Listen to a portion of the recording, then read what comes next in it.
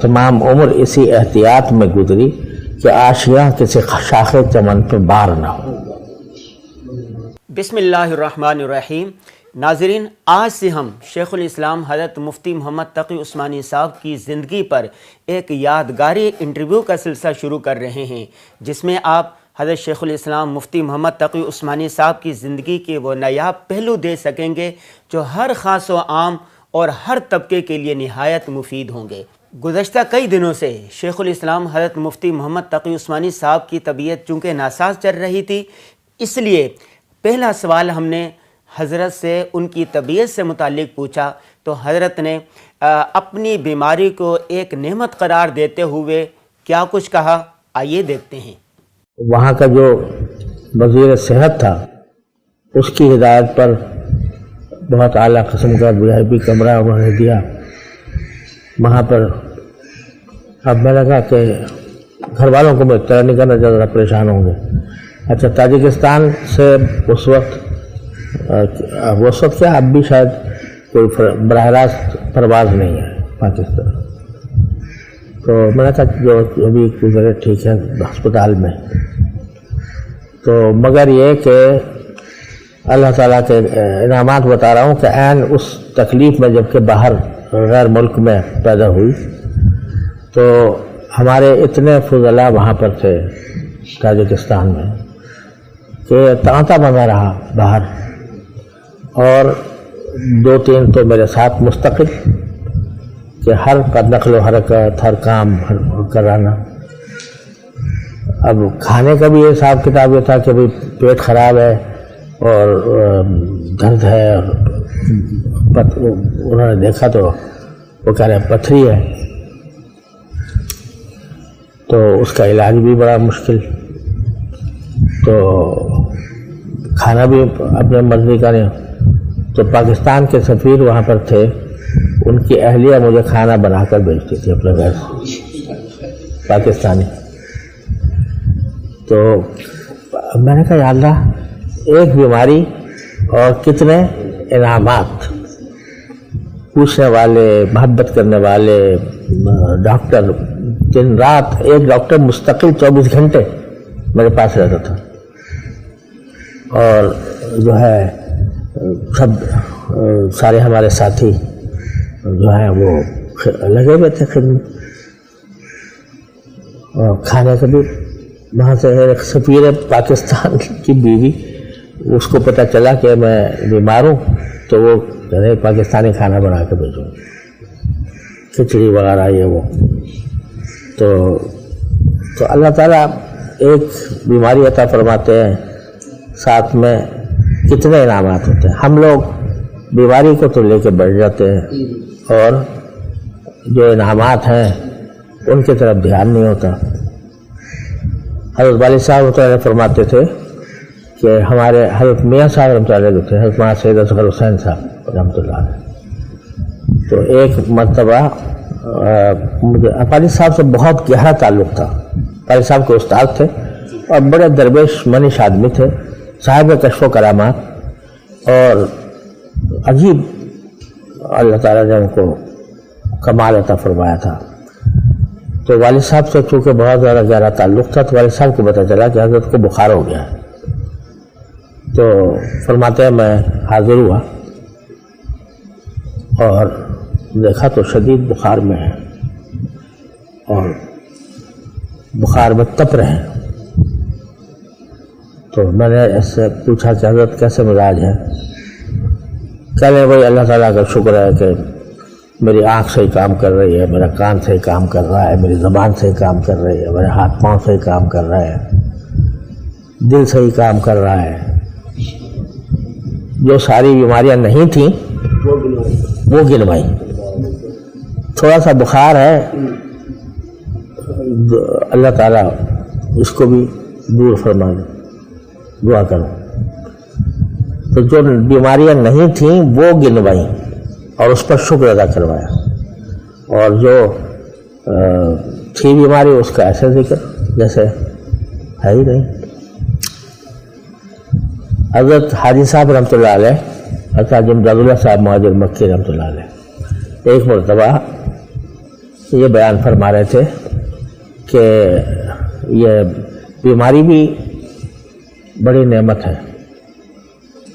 کیونکہ اس میں انسان کے گناہ معاف ہوتے ہیں، گناہوں کا کفارہ ہوتا ہے اور درجات بلند ہوتے ہیں۔ اور بزرگوں نے یہ فرمایا ہمیشہ کہ مجاہدہ اضطراریہ جو ہے اس میں ترقی درجات زیادہ تیز رفتاری سے ہوتی ہے بنسبت مجاہدہ اختیاریہ کی۔ جو مجاہدات صوفیاء کرام کراتے تھے نا، مجاہدات وہ اختیاری ہوتے تھے کہ بھائی مثلا کھانا نہ کھاؤ ایک دو دن، یا فلاں محنت کرو فلاں، تو یہ مجاہدات اختیاریہ ہوتے ہیں۔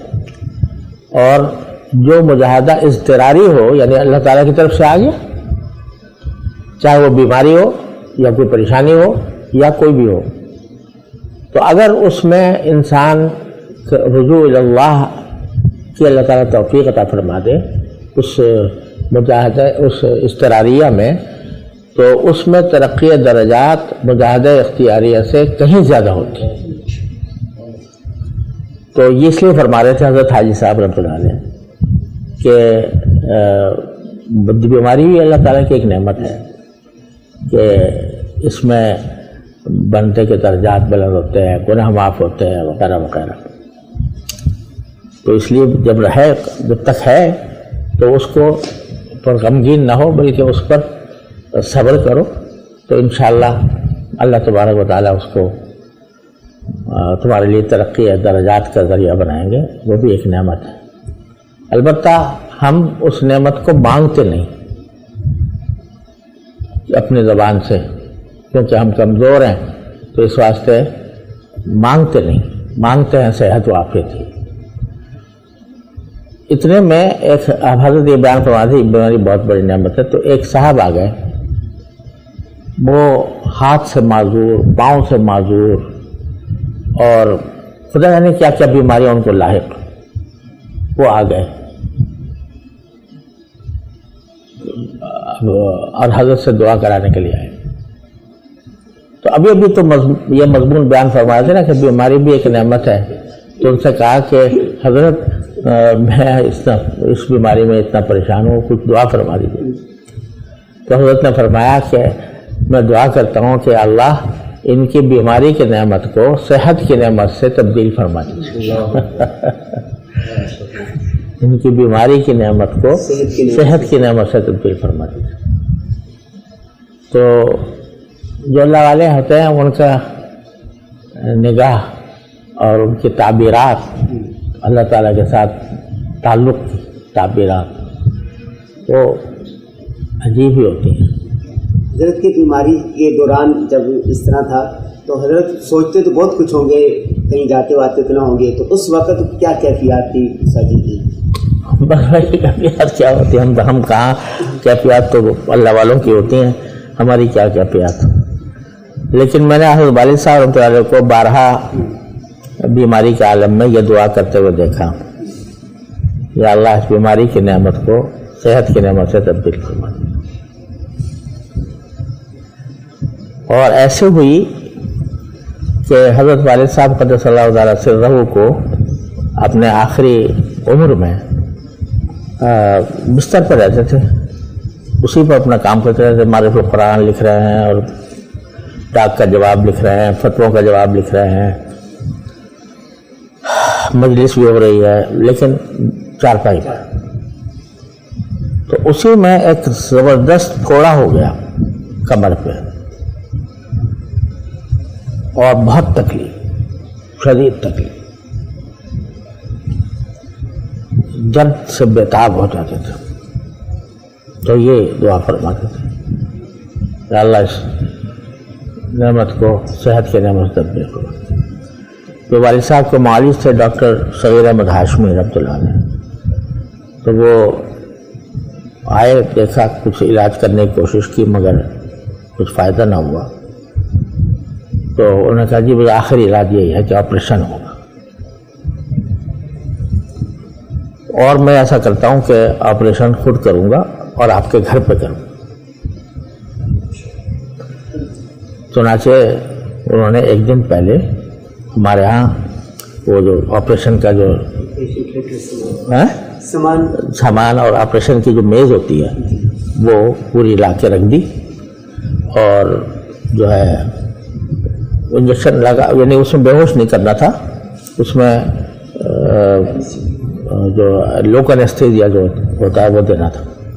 उसकी सारी तैयारी कर ली, और ये हुआ तय हुआ कि कल सुबह 10 बजे वो आकर ऑपरेशन करेंगे।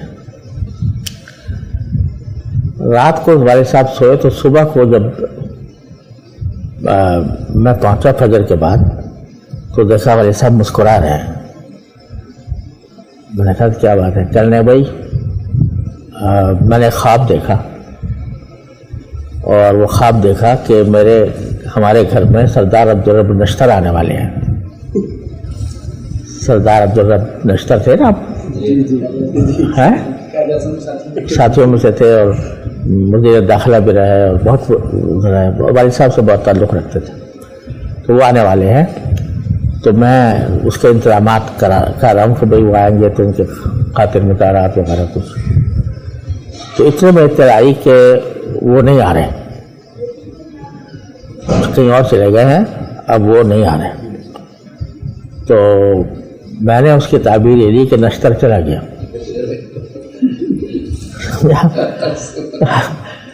नश्तर चला गया।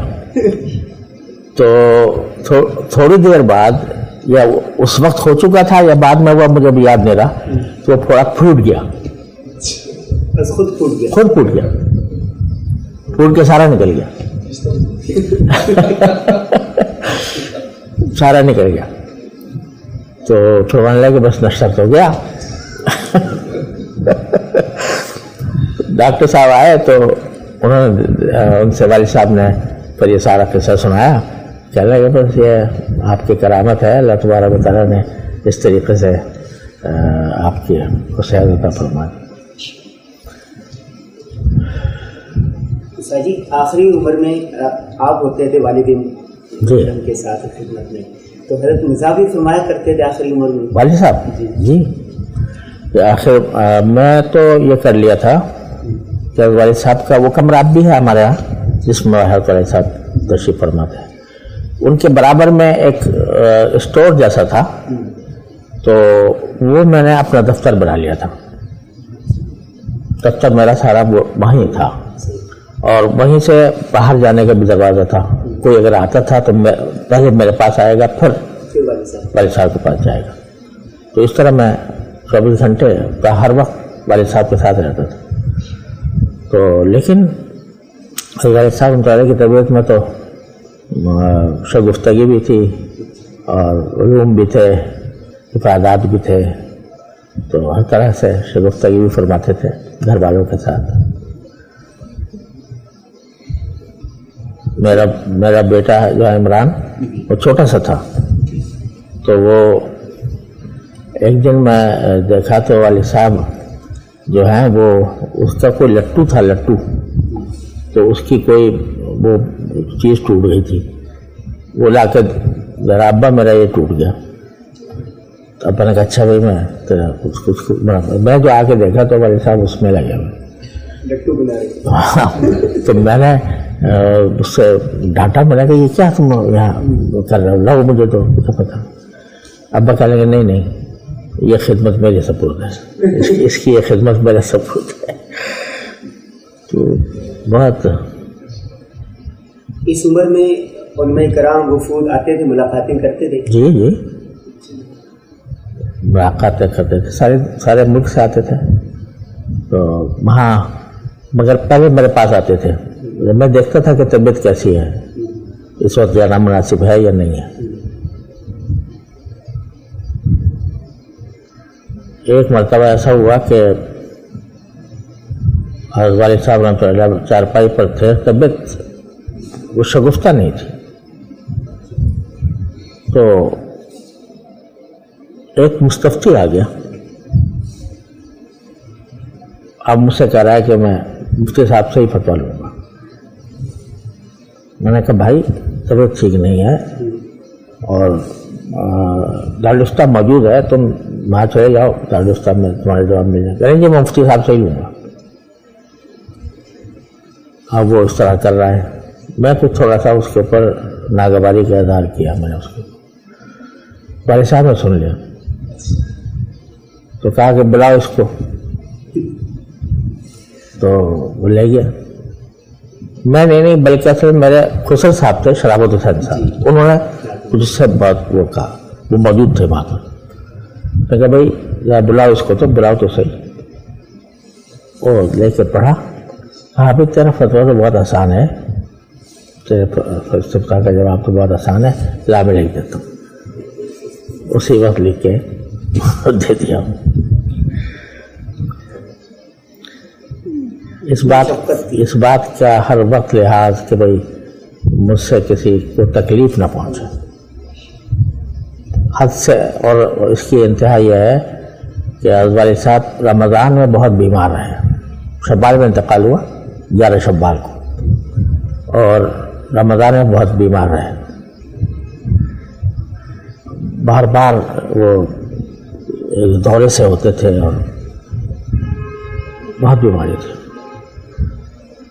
تو جب رمضان ختم ہوا تو فرمانے لگے کہ بھئی رمضان میں بہت زیادہ بیماری تھی, تو میرا بھی دل چاہتا تھا کہ اللہ تعالیٰ مجھے رمضان نصیب کر دے, یعنی موت, رمضان کی موت نصیب کر دے. لیکن میں دعا مانگی نہیں میں نے, اور وہ اس لیے کہ میں نے سوچا کہ اگر رمضان میں یہ واقعہ پیش آیا تو اوپر والوں کو بہت تکلیف ہوگی. اوپر والوں کو یعنی جو انتظامات کریں گے تکفین کے, تجہیز و تکفین کے, تدفین کے, روزے کی حالت میں, ان کو بہت تکلیف ہوگی. اس لیے میں نے دعا نہیں مانگی. پھر شعر پڑھا کہ تمام عمر اسی اہتمام میں گزری, یا احتیاط میں, تمام عمر اسی احتیاط میں گزری کہ آشیاں کسی شاخ چمن پہ بار نہ ہو. ناظرین, بیماری بھی ایک نعمت ہے کہ عنوان سے ہونے والی شیخ الاسلام مفتی محمد تقی عثمانی صاحب کی گفتگو سے آپ نے بہت کچھ سیکھا ہوگا. یہ یاد رہے کہ یہ جو ریکارڈنگ ہے یہ ہم نے شیخ الاسلام مفتی محمد تقی عثمانی صاحب کے گھر جا کر ان کے آرام کے کمرے میں کی, تاکہ حضرت کو ذرا بھی تکلیف نہ ہو. اور یہ بھی یاد رکھیں کہ حضرت سے یہ جو غیر رسمی گفتگو کا نایاب سلسلہ ہے اور حسین یادوں پر مشتمل انٹرویو ہے, یہ کئی قسطوں پر مشتمل ہوگا. اس سے آپ وقتاً فوقتاً ملاحظہ کر سکیں گے انشاءاللہ تعالی.